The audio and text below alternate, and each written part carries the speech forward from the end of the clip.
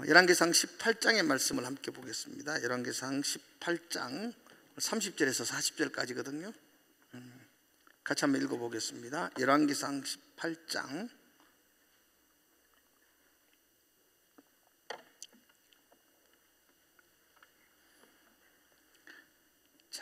제가 30절 읽겠습니다. 엘리야가 모든 백성을 향하여 이르되 내게로 가까이 오라. 백성이 다 그에게 가까이 가매 그가 무너진 여호와의 제단을 수축하되 야곱의 아들들의 지파의 수효를 따라 엘리야가 돌 12개를 취하니 이 야곱은 옛적에 여호와의 말씀이 임하여 이르시기를 내 이름을 이스라엘이라 하리라 하신 자더라.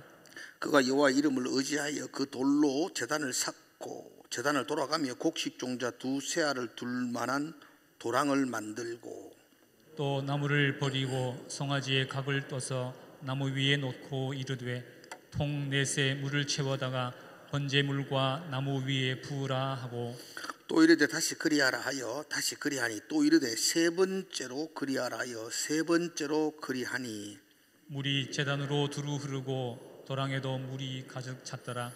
저녁 소재 드릴 때에 이르러 선지자 엘리야가 나아가서 말하되 아브라함과 이삭과 이스라엘의 하나님 여호와여 주께서 이스라엘 중에서 하나님이신 것과 내가 주의 종인 것과 내가 주의 말씀대로 이 모든 일을 행하는 것을 오늘 알게 하옵소서.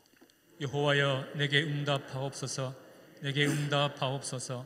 이 백성에게 주 여호와는 하나님이신 것과 주는 그들의 마음을 되돌이키심을 알게 하옵소서 하매 이에 여호와의 불이 내려서 번제물과 나무와 돌과 흙을 태우고 또 도랑에 물을 핥은지라. 모든 백성이 보고 엎드려 말하되 여호와 그는 하나님이시로다.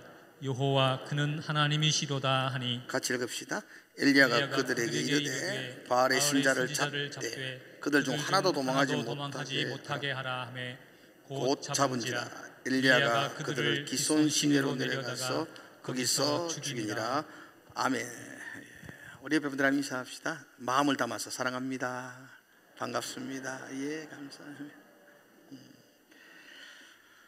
여러분 지금 현재 세계에서 가장 비싼 그림이 어떤 그림인지 아세요? 박물관에 소장되어 있는 모나리자 이런 그림들은 판매가 안 됩니다. 그래서 가격을 측정할 수가 없어요. 근데 경매시장에 나와서 3년 전 2017년도에 뉴욕 경매시장에서 지금까지 가장 비싼 금액으로 거래되었던 그림이 하나 있습니다. 오늘 한번 그 그림을 보시겠습니다. 살바도르 문디라는 그림입니다.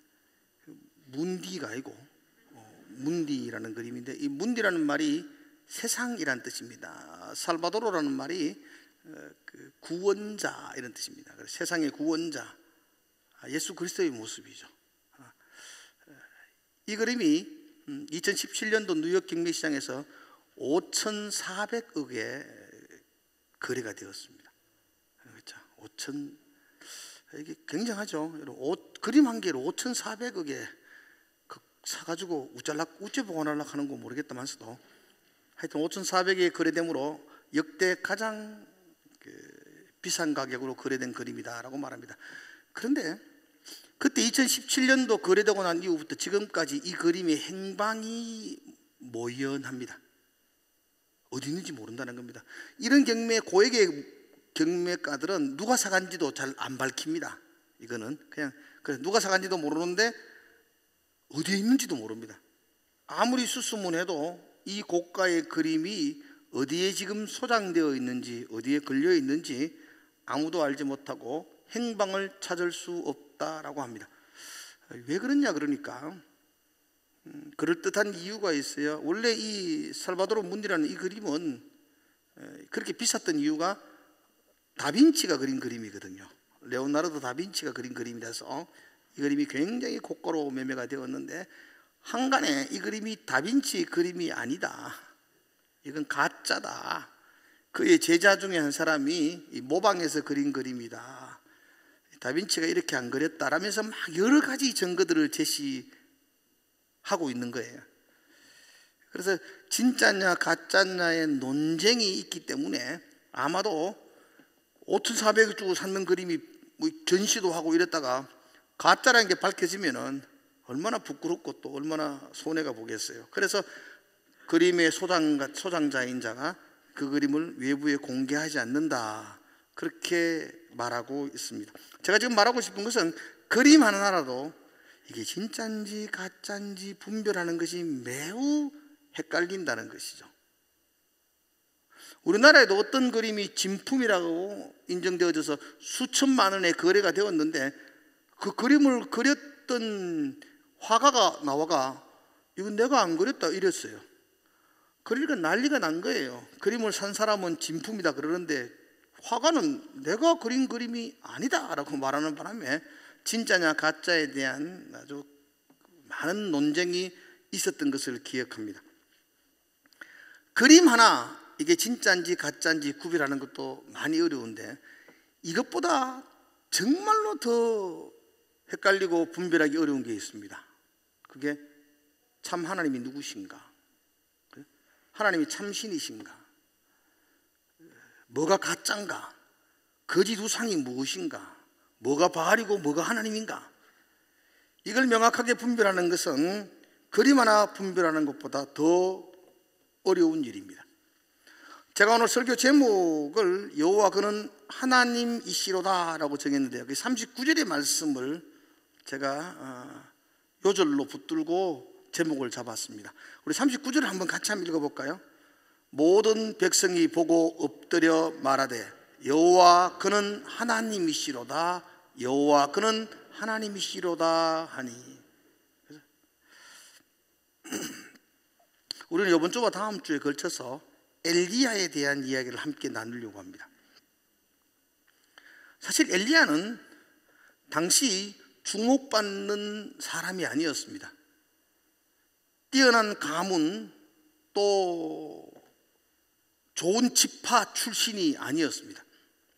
원래 성경에는 어떤 사람을 소개할 때에 아버지의 이름을 소개하고 가문을 소개하면서 그를 나타낼 때가 참 많습니다.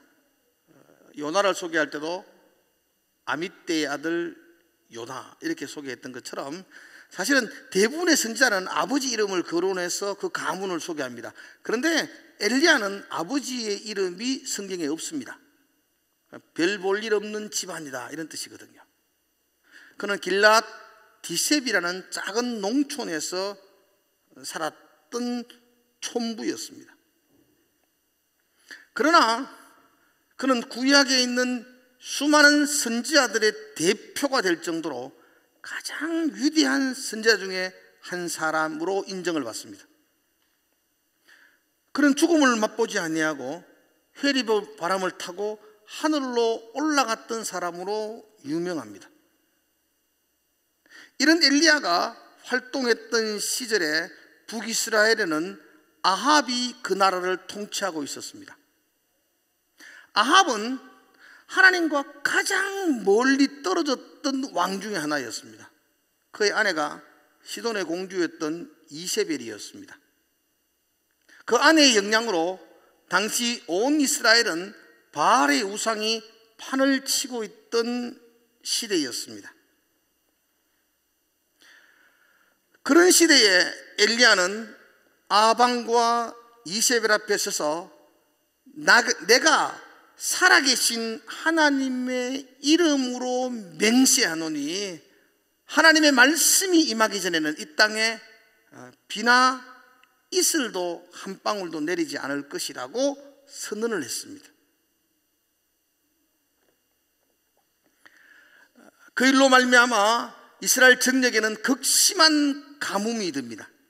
3년이 넘도록 그 땅에 비나 이슬이 내리지 않는 황폐한 땅이 되어버리고 말았습니다. 그리고 3년이 지난 후에 다시 한 번 더 엘리야가 아방 앞에 섭니다. 그게 오늘 본문의 말씀입니다. 3년 이후에 등장했던 이 엘리야는 아방 앞에서 한 가지 제안을 합니다. 그것은 바알과 아세라를 섬기는 바알의 450명의 제사장들과 아세라를 섬기는 400명의 제사장들을 갈멜산에서 같이 모여서 정말로 누가 참 하나님인지 누가 참 신인지를 한번 분별하자는 제안이었습니다. 아합의 입장에서는 분리할 것이 없습니다. 바알과 아세라의 신자는 850명이고 하나님을 추앙하는 선자는 엘리야 단 한 사람뿐이었습니다. 850대 1로 싸우는 거니까 불리하다 생각하지 않습니다. 또한 엘리야가 제안한 응답의 방법이 불이었습니다. 불로 응답하는 자가 참 하나님이다 라는 것이 대결의 제안이었습니다. 당시 사람들은 바알 신의 주 무기가 비와 불을 주관하는 신이라고 여기며 섬겼습니다. 그러니까 이 불은 바알 신의, 바알 우상의 주특기였습니다. 그러니까 하나님을 믿는 엘리야가 주특기 불을 가지고 있는 바알에게 도전장을 내면서 불로서 판결을 하자는 겁니다. 이건 질 수밖에 없는 게임입니다. 그러니까 바알의 신자들은 그 엘리야의 제안을 흔쾌히 받아들입니다.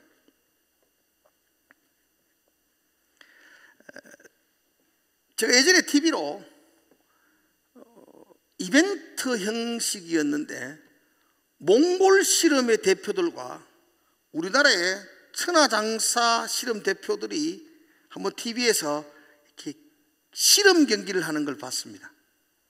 몽골도 거의 우리나라와 비슷한 실험을 민속 경기로 하고 있던데요.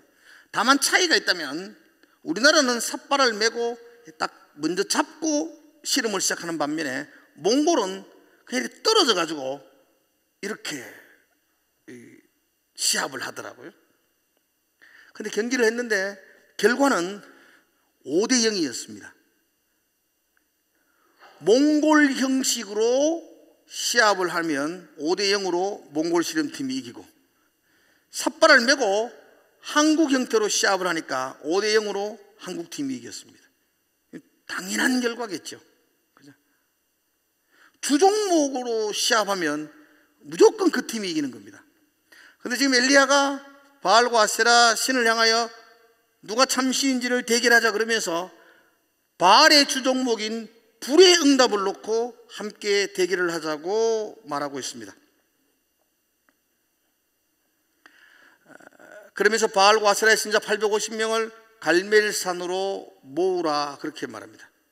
갈멜산은 이스라엘 저 북쪽 지역에 있는 굉장히 넓은 평지에 이렇게 길게 산맥처럼 이렇게 형성되어져 있는 갈멜 언덕이라고 보면 됩니다. 이 평지가 우리나라 김해 평야처럼 곡식을 할 수 있는 굉장히 넓은 평지입니다. 요한계시록은 그 갈멜산 아래에 있는 평지를 가리켜서 혹시 뭐라고 부르는지 아세요? 그곳을 무깃도라고 불렀습니다. 그 무깃도의 땅. 그래서 아마겟돈이 무깃도의 산에서 벌어지는 전쟁, 이렇게 해석을 하는 거죠. 그 산에 가면 뭐 길게 펼쳐져 있는 산맥처럼 되어 있는 그 산 가운데 가장 높은 봉우리를 갈멜산이라 그러는데, 그 높은 봉우리가 한 546m로 되어져 있습니다. 그러니까 그렇게 높지는 않죠. 그리고 지금은 차로 이렇게 그 정상까지 차가 운행되어집니다. 지금도 그 정상에 올라가면 아주 동상이 하나 이렇게 세워져 있습니다. 한번 그 동상 한번 보실래요? 엘리야의 동상이라고 이름을 붙입니다. 칼을 들고 높이 서 있는 엘리야, 그 발 아래 보입니까? 목을 밟고 있는데 저게 바알의 선자입니다. 기손 시내가에서 바알과 아세라 850명을 다 무찔렀던 그것을 기념하기 위해서 저 동상을 세워놓고, 그 동상 옆에는 엘리야 기념교회를 지금 세워놓고, 그 교회 위에 올라가면 주변을 살필 수 있는 전망대가 쫙 펼쳐져 있는데, 아마도 인터넷 들어가서 갈멜산 정상 이렇게 하면은 아주 멋진 광경을 보게 될 것입니다. 이 갈멜산에서의 참 하나님이 누구냐의 대결은 그렇게 복잡하지 않습니다. 송아지 2마리를 준비하고 각을 떠서 제단 위에 올려놓고 누가 불로서 그 재물을 태우는가, 누가 불로서 응답하느냐, 그 신이 참 하나님이다 라고 정하자, 그렇게 말합니다. 그게 모였던 백성들도 그것이 옳겠다, 그게 좋겠다 라고 인정해서 이제 바알과 하나님의 그 불의 응답의 경기가 시작이 되어집니다. 먼저 바알의 제사장들이 먼저 불의 응답의 기도를 드립니다. 아침부터 정오까지 12시죠. 오전 시간 동안 그들이 고상하게 자신의 신 바알을 부르면서 불로서 응답하기를 간절히 간구합니다. 그런데 아무 소리, 아무 응답, 아무 반응이 없습니다. 그러자 초조해진 그 바알과 아스라의 제사장들은 정오에서부터 저녁 소재까지, 이 저녁 소재가 보통 한 3시 이렇게 봅니다. 한 3시간 동안은 칼과 창으로 자기 몸을 찌르면서 피를 낭자하게 흘리며, 그러면서 자신의 바알을 늘뛰며 응답을 요구하는 기도를 드립니다. 한번 상상해 보세요, 여러분들. 850명이 칼로 자기 몸 찔러가 피가 철철 나는데 거기서 막 뛰면 그게 지옥 같을 겁니다. 그게 보통 모습이 아닐 겁니다. 제정신을 가지고 그 광경을 볼 수가 없을 정도였을 겁니다. 그렇게 정오에서부터 3시까지 그렇게 불의 응답을 간구하지만 아무런 소리, 아무런 응답이 없습니다. 이제 엘리야가 백성들 앞에 섭니다. 그리고 엘리야가 기도합니다. 엘리야의 기도는 단순합니다, 여러분. 그렇게 몇 시간을 뛰놀며 부르짖는 기도도 아닙니다. 엘리야의 기도는 아주 간단합니다. 37절을 여러분 한번 보십시오. 엘리야의 기도 같이 한번 읽어볼까요? 37절. 자, 한번 같이 한번 읽어보겠습니다. 시작. 여호와여 내게 응답하옵소서. 내게 응답하옵소서. 이 백성에게 주 여호와는 하나님이신 것과 주는 그들의 마음을 돌이키심을 알게 하옵소서. 아멘. 엘리야는 바알을 따라가던 이 이스라엘 백성들, 원래 하나님 백성이잖아요. 이 하나님의 백성들이 하나님이 참 하나님인 것을 알게 하시고, 그래서 바알을 따라갔던 그 걸음을 돌이켜서 하나님에게로 돌아오게 해 주십시오. 알게 하시고 돌아오게 해 주십시오. 그렇기 위하여 응답해 주십시오. 그래서 이 백성들이 하나님이 참 하나님을 알게 하고, 그리고 이 백성들이 하나님께로 돌아오게 해 주십시오 라고 엘리야가 기도하기 시작합니다. 그동안 자기들이 참이라고 믿었던 바알이 거짓인 것이 드러나고, 멀리했던 그 하나님이 참 하나님인 것이 확인되어지고, 그래서 하나님께로 발걸음을 돌리기를 소망하는 것이 엘리야의 간절한 기도였더랬습니다. 엘리야가 그렇게 기도를 마치자 하나님께서는 아무도 부인할 수 없도록, 모두가 볼 수 있도록 확실하고 선명하게 하나님은 하늘에서 불을 임하게 하셔서 그 제단과 제물을 깨끗하게 태워버립니다. 그 놀라운 광경이 38절에 나와 있거든요. 제가 한번 읽어보겠습니다. 이에 여호와의 불이 내려서 번제물과 나무와 돌과 흙을 태우고 또 도량에 물을 핥은지라. 엄청난 불입니다, 여러분들. 송아지만 태운 게 아니고 나무와 제물과 쌓아놓았던 돌과 흙과, 그리고 흘러내리는 도량의 물까지도 다 말라 핥아버릴 정도로 강력한 하나님의 불이 그 갈멜산 가운데 임했던 것입니다. 이 하나님의 응답의 불이 오늘 예수 믿는 우리 모두가 사모하는 불이 아니겠습니까? 교회 다니는 것이 왜 재미없고 꼬리타분하고, 아이고 벌써 일요일 되었나, 교회 가야 되나, 왜 우리에게 이게 예배가 일이 되어 가고 있죠? 그건 우리의 삶 가운데 하나님의 강력한 불의 응답이 없기 때문 아니었을까요?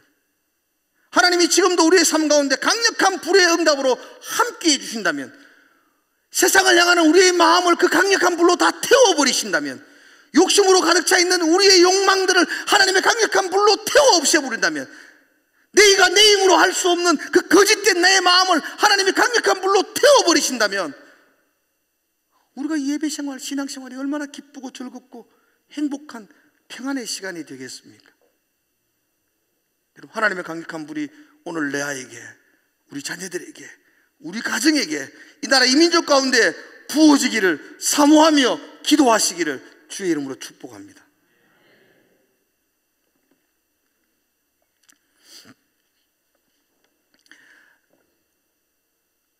이 강력한 불로 말미암아 바알이 거짓이요 하나님이 참 하나님이 되심을 모든 백성들에게 알게 합니다. 그들이 그 강력한 성령의 불을 바로 보면서 그들이 고백했던 마지막 고백이 39절입니다. 바알을 따라가던 그 백성들의 입에서 고백하는 겁니다. 모든 백성이 보고 엎드려 말하되 여호와 그는 하나님이시로다. 바알을 추종했던 그 모든 백성들이 하나님의 강력한 불을 바라보면서 여호와 그는 하나님이시로다, 그런 놀라운 고백을 하게 됩니다. 여러분, 우리가 믿음의 삶 가운데 믿음 생활을 잘하면 세상 사람들이 우리를 보면서 저 사람 보니까 정말 하나님이 살아계시는구나 라는 인정이 있을 줄로 믿습니다. 그 문제는 세상이 얼마나 악하고 패역하고 얼마나 하나님을 떠났냐가 문제가 아니고, 우리가 하나님이 참 하나님이심을 믿는 그 믿음으로 살고 있느냐가 문제겠죠.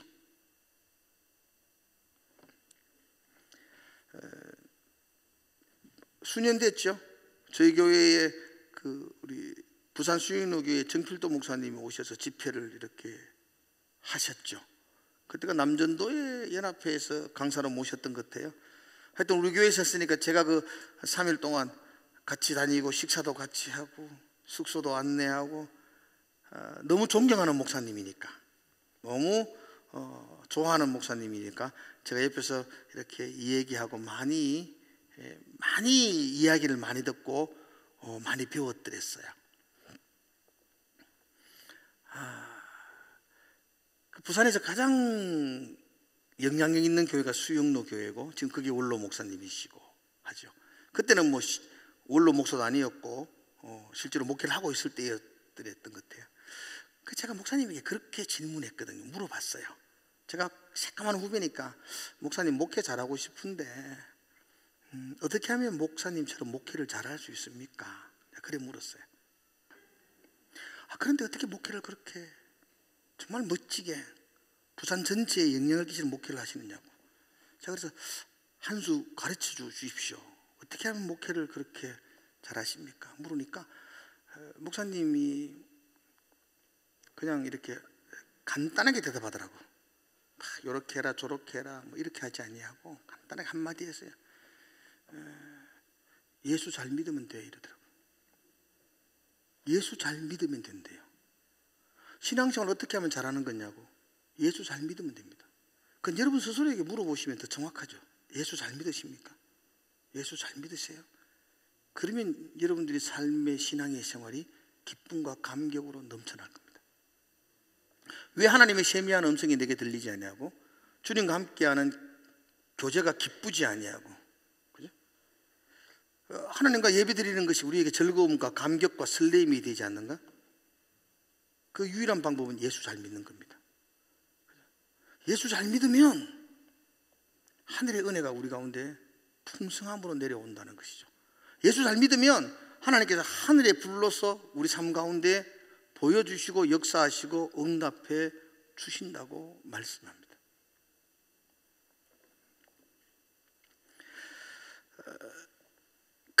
이렇게 불의 응답이 우리 삶 가운데도 보여지고 경험되어지고 들려지기를 원한다면 정말로 예수를 잘 믿어야 되고, 또 하나 엘리야의 삶을 이래 보면서 불의 응답이 있기 전에 준비해야 될 것 한 가지가 있습니다. 불의 응답을 사모하는 사람들이 오늘 이곳에서 반드시 준비해야 되는 것 한 가지가 있습니다. 그게 30절의 말씀이거든요. 한번 처음 30절인데 한번 읽어보겠습니다. 30절의 말씀이죠. 같이 읽어볼까요? 시작. 엘리야가 모든 백성을 향하여 이르되 내게로 가까이 오라. 백성이 다 그에게 가까이 가매 그가 무너진 여호와의 제단을 수축하되. 아멘. 바알과 아세라 선지자의 기도가 멈춰지자 엘리야가 백성 앞에 서서 그 백성들을 가까이 오라고 말합니다. 그리고 그 백성들에게 엘리야는 아무 말도 하지 않습니다. 그리고 혼자 묵묵히 무너진 제단을 다시 쌓고 있습니다. 이게 이제 설교거든요. 보라는 겁니다. 지금 불의 응답이 임할 건데, 불의 응답이 임하기 전에 내가 먼저 준비해야 될 게 있다면 내 삶 속에서 무너져 있는 제단들을 다시 세우는 것이라고 엘리야가 그 백성들에게 말씀하고 있습니다. 무너진 제단은 하나님과 만나는 시간이고요, 무너진 제단은 하나님과 교제의 장소고, 무너진 제단은 하나님의 은혜의 통로가 되고, 무너진 제단은 하나님께 찬송하는 예배의 시간입니다.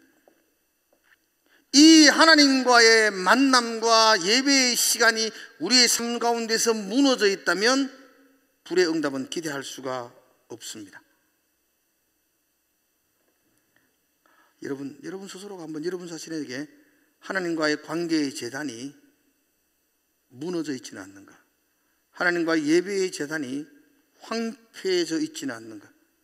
이 무너진 제단을 다시 세우기 전에는 하나님의 세미한 불의 응답을 우리는 기대할 수가 없습니다. 제가 오래전에 읽은 책 중에 하나가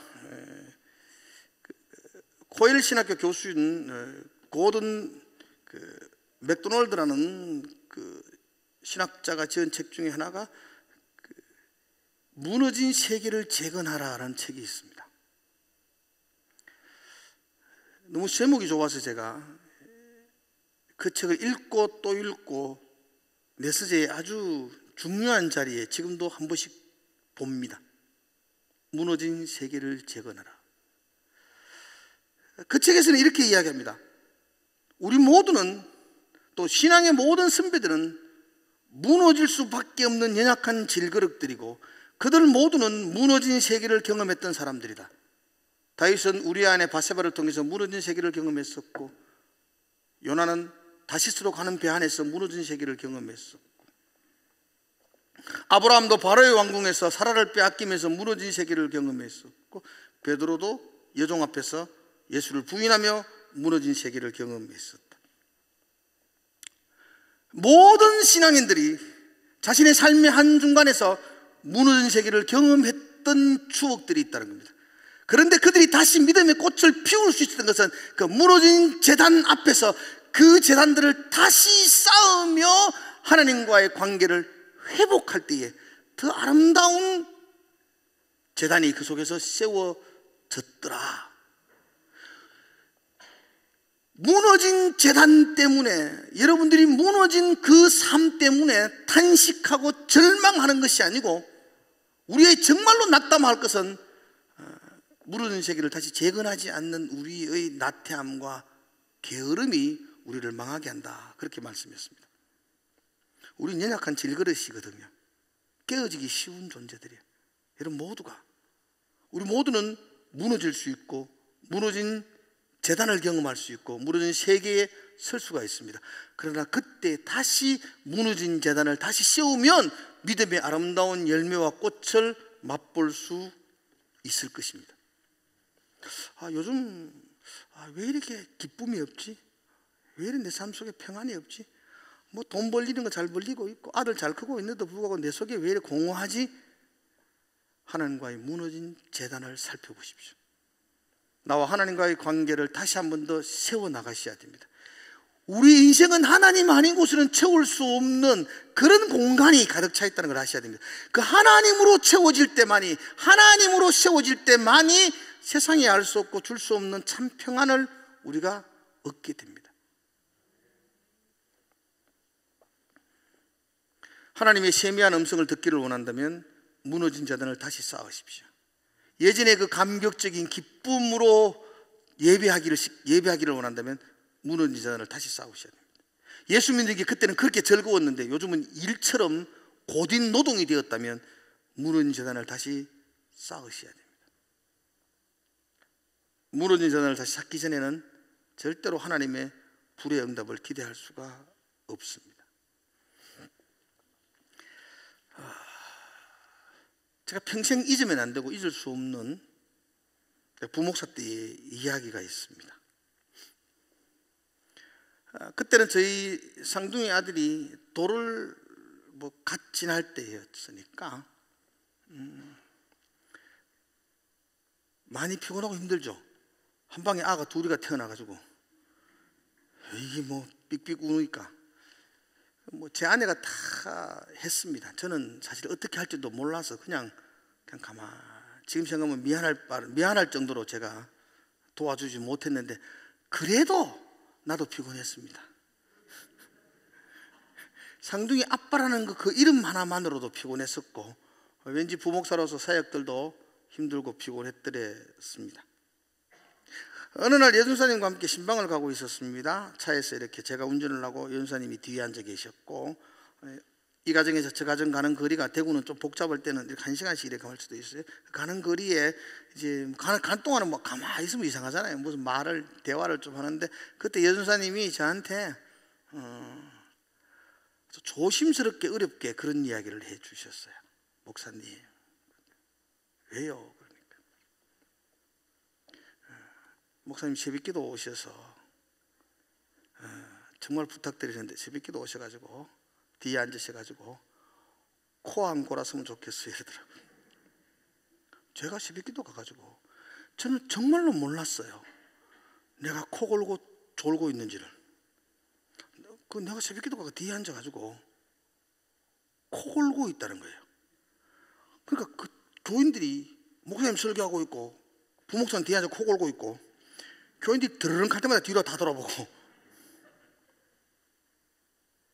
이게 한 번이 아니고 지속적이었기 때문에 연사님이 고민하다가 저한테 코 골지 말았으면 좋겠다. 피곤한지 아시겠지만 그러니까 새벽에 오셔서 코 안 골았으면 좋겠다.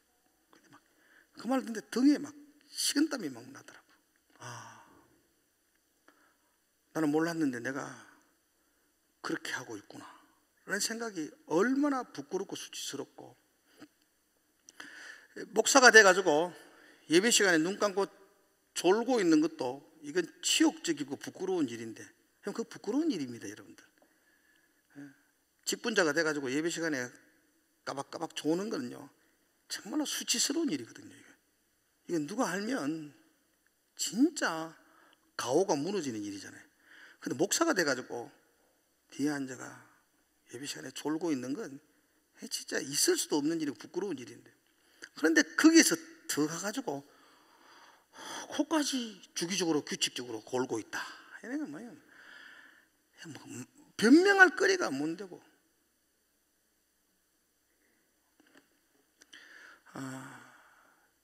그 이후로 제가 한 번도 예배 시간에는 눈 감지 않습니다. 저 예배 시간에는 고개 숙이지도 않습니다. 여러분들 제 예배 드릴 때 제 모습 뒤에 앉아서 보십시오. 저는 누가 설교하든지 간에 내가 이빨을 깨물고 이 시간에 내가 하나님의 은혜를 안 받으면 살 수 없다는 각오로 내가 예배 때마다 눈 부릅뜨고 은혜 받으려고 내가 노력합니다. 그것이 우리를 살게 하는 것이기 때문입니다. 근데 교회를 오래 다닌 사람일수록 예배하는 모습이 가장 개판일 때가 많습니다. 교회 처음 오는 사람들은 눈이 번쩍번쩍 핀, 이어서 보면 저서 불 나옵니다.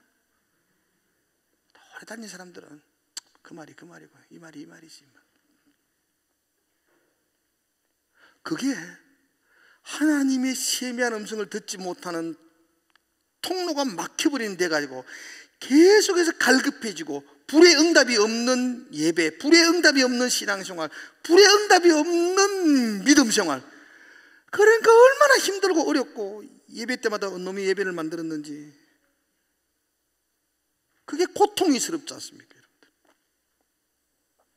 여러분, 무너진 재단을 다시 회복하시기를 축복합니다. 다시 무너진 재단을 쌓아 놓으십시오. 그럴 때에 하나님의 놀라운 불의 응답이 여러분과 제 삶 속에도 넘칠 줄로 믿습니다.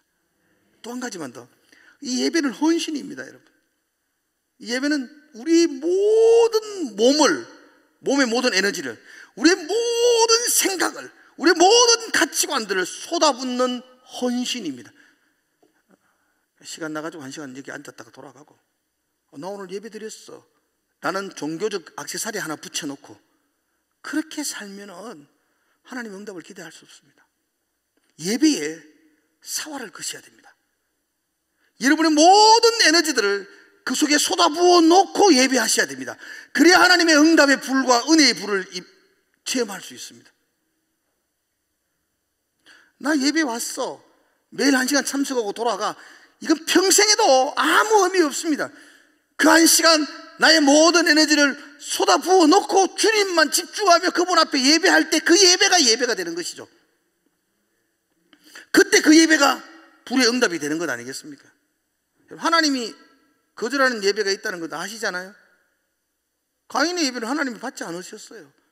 여러분, 예배하는 것, 하나님이 거절하시는 예배가 있다는 것 생각하면 성뜻하지 않습니까? 오늘 엘리야 보십시오. 그 앞에 통이 4개가 있습니다. 통이 얼마나인지는 잘 모르겠어요. 아무튼 우리가 생각하는 그 통, 백성들에게 이야기합니다. 그 4개의 통에 물을 가득 받아오라고 이야기합니다. 그리고 제단에 부으라고 이야기합니다. 4통의 물을 제단에 부었습니다. 흥건하게 젖었습니다. 한 번 더 가라, 그렇게 말합니다. 한 번 더 물을 구해옵니다. 또 부었습니다. 한 번 더 가라. 그래서 12통의 물을 그 제단 위에 부어 놓아서 그 물이 흘러서 또랑을 이루었다고 말합니다. 당시 3년 6개월 동안 비가 오지 않는 가뭄의 시대였습니다. 물을 어디서 구했을까요? 물이 어디에 있었을까요? 어릴 때 저를 가르쳤던 이런 책들이나 이런 부분들은 그 물이 가뭄의 때니까 물이 없어서 그 갈멜산 넘어가면 지중해가 있습니다. 바다가 있거든요. 갈멜산이 그 지도로 보면 바다하고 가깝게 있습니다. 그래서 거기서 물을 길러왔다 그랬더라고요. 그래서 바닷물을 부었다, 뭐 그렇게 해석을 많이 하더라고요. 근데 제가 갈멜산 가봤다는 거 아닙니까? 거기 가서 바닷물 아니더라고요. 왜냐하면 바다가 멀어도 너무 멀어요. 거기 한번 길러오면 하루가 걸릴 것 같아요. 그냥 까만 먼 곳에 있어서 거기 물로 길러오지는 않았을 것 같아요. 아마도 그래서 다시 알아보니까 기손 시냇가에 있는 물을 올렸다라고 말하는데, 아무튼 제가 지금 말하고 싶은 것은 어디에 물을 가지고 오든 간에 물이 흔하지는 않습니다. 굉장히 귀한 겁니다. 이 12통의 물을 구하는 것은 자신의 전부의 시간과 자신의 전부의 헌신을 드렸던 것이라고 봅니다.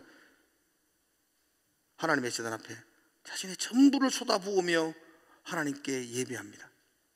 그때 하나님께서 그 제단 위에 아무도 부인할 수 없는, 모두가 보고 경험할 수밖에 없는 불의 응답으로 하나님이 함께 주셨습니다. 사랑하는 성도들, 예배생활, 신앙생활 잘하는 거, 예수 잘 믿는 거, 뭐 거창하게 생각하지 맙시다, 여러분. 뭐 교회에서 어떤 기관에 앉아서 막 봉사를 얼마나 하고 막 몇십 년을 수고했다, 그런 걸로 하지 마십시오. 그냥 여러분들이 드리는 매 시간 예배에 사활을 거십시오. 여러분, 예배가 예배되게 하면 여러분들의 삶 가운데 하나님의 세미한 불의 응답이 매 시간마다 임할 줄로 믿습니다. 예배가 무너지면 아무것도 아닐 것입니다. 예배가 무너지면 여러분과 저는 그냥 지겨운 종교 생활 하다가 하나님 앞에 가게 될 겁니다. 너무너무 힘든 생활을 하게 될 것입니다. 예배가 설레임이고 기쁨이 되기를 원한다면 여러분들의 전체를 드리며 하나님과의 만남의 시간들을 헌신하셔야 됩니다. 예배는 곧 헌신이기 때문입니다. 그렇게 헌신할 때에 여러분들 세상이 깜짝 놀랄, 모두가 놀랄 하나님의 불의 응답이 우리에게도 갈멜산처럼 동일하게 임할 줄로 믿습니다. 나는 여러분들의 가슴 속에서 여호와 그는 하나님이시로다 라는 고백이 터져나오고, 여러분 때문에 세상의 사람들이 여러분을 보면서 여호와 그는 하나님이시구나 라는 고백이 터져나오고, 그래서 하나님이 하나님 되심이 이 땅 가운데 온전히 선포되어지는, 우리 자녀들도 하나님이 하나님이시라는 것을 흔들리지 않는 믿음으로 붙들고 예배할 수 있는 그런 우리의 삶이 되기를 주님의 이름으로 축복을 드립니다. 기도하겠습니다. 하나님 아버지, 하나님이 하나님이심을 선포하는 삶이 되게 하시고 보여주는 삶이 되게 하시고 하나님이 하나님 되심을 드러내는 우리의 삶이 되게 하여 주시옵소서.